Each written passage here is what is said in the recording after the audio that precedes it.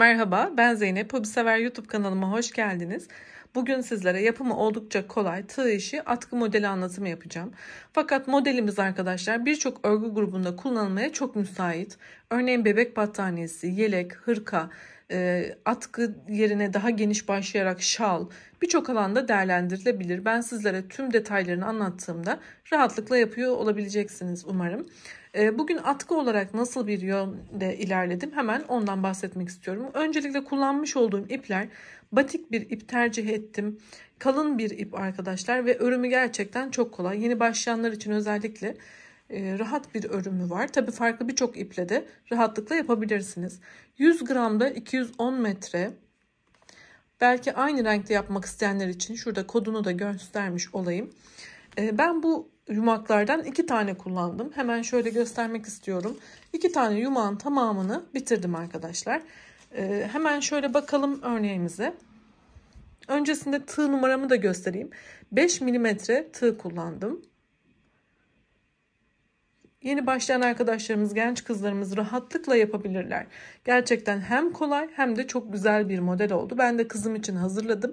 Hemen tarifini de sizlere hazırlamak istedim.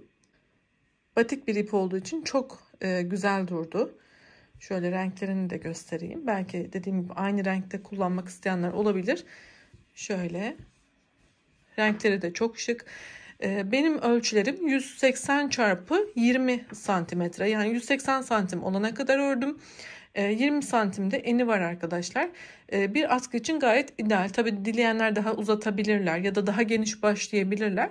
İp miktarları ona göre değişecektir. Ben tamamen 2 tane ipimi bitirene kadar yaptım. Şu uç kısımlarına kızım püskül istemedi. Burada saçak da yapabiliriz, püskül yapabiliriz. Şu iki ucuna pompon yapabiliriz. Bunların yapımları, videoları kanalımda var. Bu videonun sonuna link olarak eklerim. Dileyenler şu uç kısımlarına saçak yapabilirler, köşelere püskül yapabilirler ya da her iki ucuna pompon yapabilirler ya da şu uç kısmını şöyle büzüştürerek yine pompon da yapabilirsiniz. Birçok farklı şekilde kullanabilirsiniz. Şimdi dilerseniz hemen kolay modelimizin anlatımına başlayalım. Evet, zincir yapımıyla başlıyoruz. Bismillah diyelim. İpimizi kapattıktan sonra çok sıkı olmayan zincir yapalım.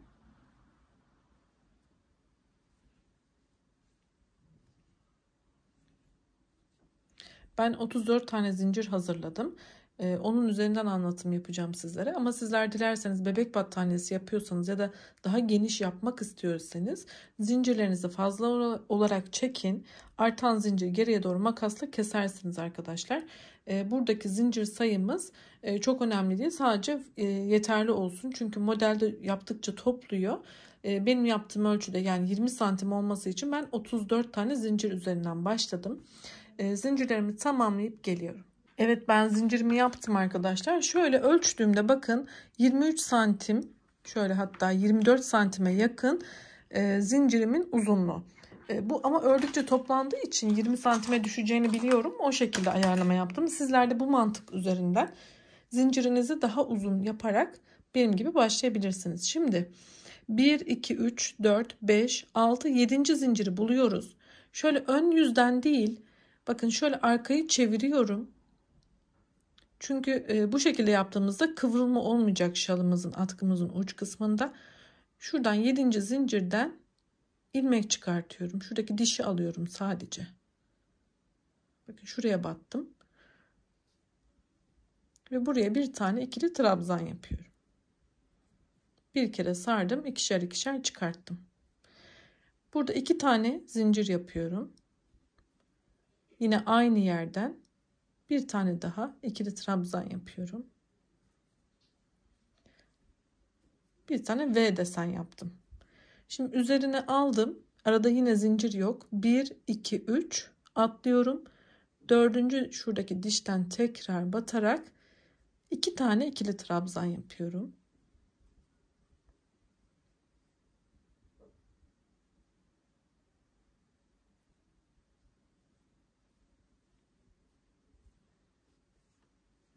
Burada bir tane zincir yapıp tekrar aynı yere 2 tane ikili trabzan daha yapıyorum.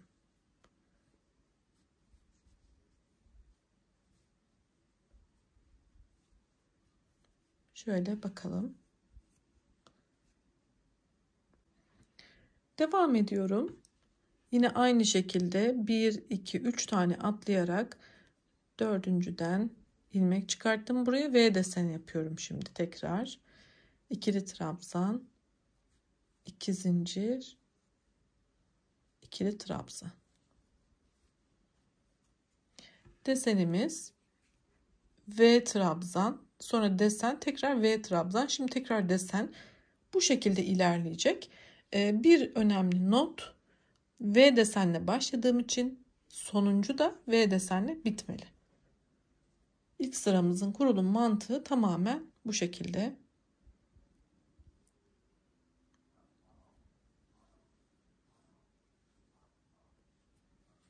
Şimdi aynı yere 2 tane ikili trabzan yapıyorum. Burada bir zincir, aynı yere 2 tane ikili trabzan.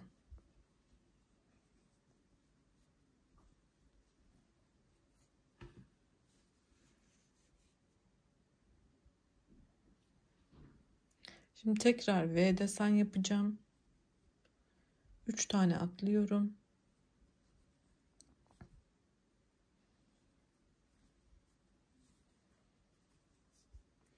İki zincir, ikili trabzan. Devam ediyorum. Şimdi buraya da desen yapalım.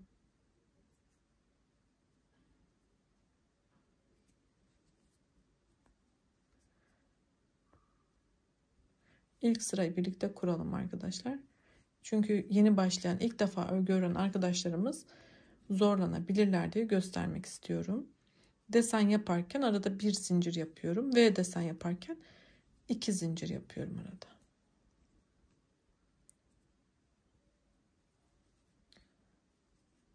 Şimdi sona geldim. Sonda dediğim gibi V desenle bitmesi gerekiyor. Buraya bir tane V desen yapıyorum.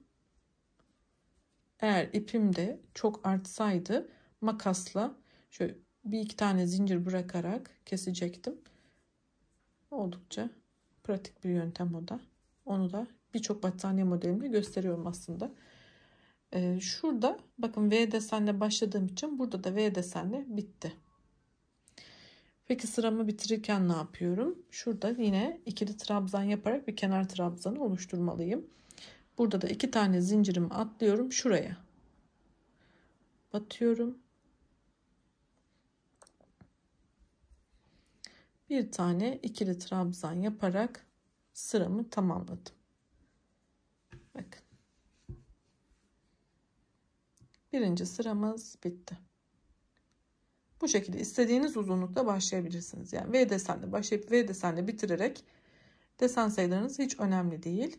İpiniz ince ise bunlar artacaktır. Yani bu sayılar artacaktır. Temel mantığını anlatmış oldum. Şimdi dönüşlerde üst sıraya çıkarken 3 tane zincir yapalım ve çevirelim. Şu an desenin tersini yapıyor olacağız. Yani V'lerin içine desen, şu kısımlarda V desen yapacağız. Hadi yapalım. Şu boşluğun içerisine 2 tane ikili trabzan, bir zincir. Şöyle ipimi çıkartayım biraz. Tekrar 2 tane ikili trabzan. Yani deseni kaydırıyoruz aslında. Şimdi buraya geçtim. Buradaki bir zincir boşluğuna da V deseni yapalım.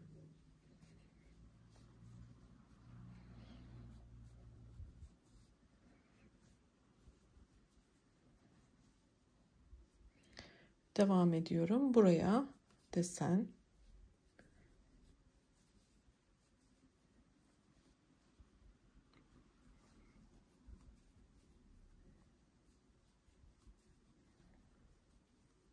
Buraya V desen.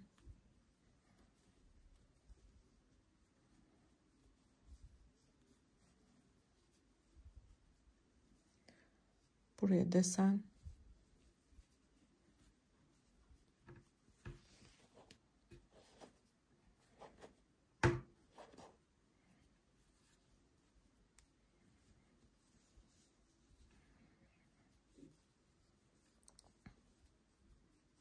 Biraz da hastayım. Kusuruma bakmayın lütfen.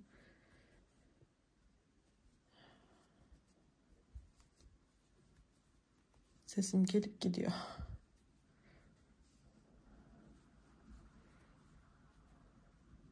Sona geldim. Sonda da yine desen yaparak sıramı tamamlayacağım.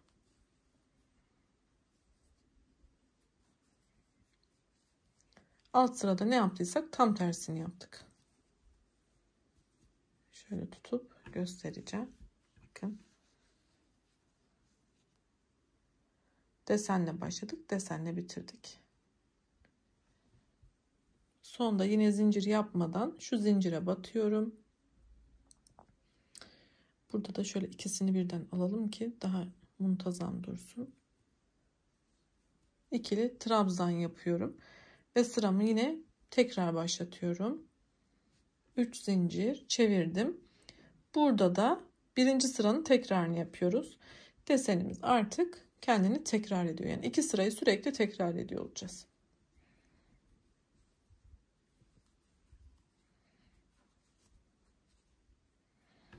Şöyle.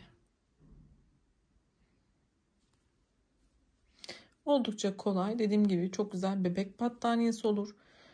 Geniş atkı şal örebilirsiniz. Çok kolay. Ve çok güzel gözüküyor. Gerçekten kamerada çok belli oluyor mu bilmiyorum ama çok güzel. Evet, modelimiz bundan ibaret. Şöyle. Hemen şuradan atkımı tekrar göstermek istiyorum. Bakın arkadaşlar, burada V desen yaptık. Bu sırada desen, V desen, desen. Yani bu şekilde devam edeceğiz. Hiçbir zorluğu yok. Ben ütülemedim. Şöyle biraz daha genişlesin istiyorsanız eğer örtünüz, yaptığınız örgü, uzaktan şöyle buhar ütüsü yapabilirsiniz. Ama ben tercih etmedim. Böyle doğal halini daha çok beğendim. Biraz genişletebilirsiniz yani ütüyle. Ama kesinlikle ütü üstüne basmayın. O şekilde değil. Uzaktan buharla ya da bir örtü örterek çok hafif böyle değdirerek çok ılık bir şekilde yapabilirsiniz. Ama onun dışında böyle doğal hali bence çok güzel. Sürçülisan ettiysem affola. Gerçekten rahatsızdım. Zorlandım videoyu çekerken ama tabii sizlere de paylaşmayı sabırsızlandım.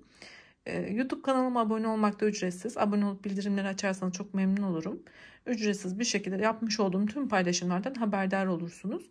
Daha önce anlattığım birçok model var. Onlara da göz atmak için oynatma listelerime bakın lütfen. Sağlıklı kalın, hoşça kalın.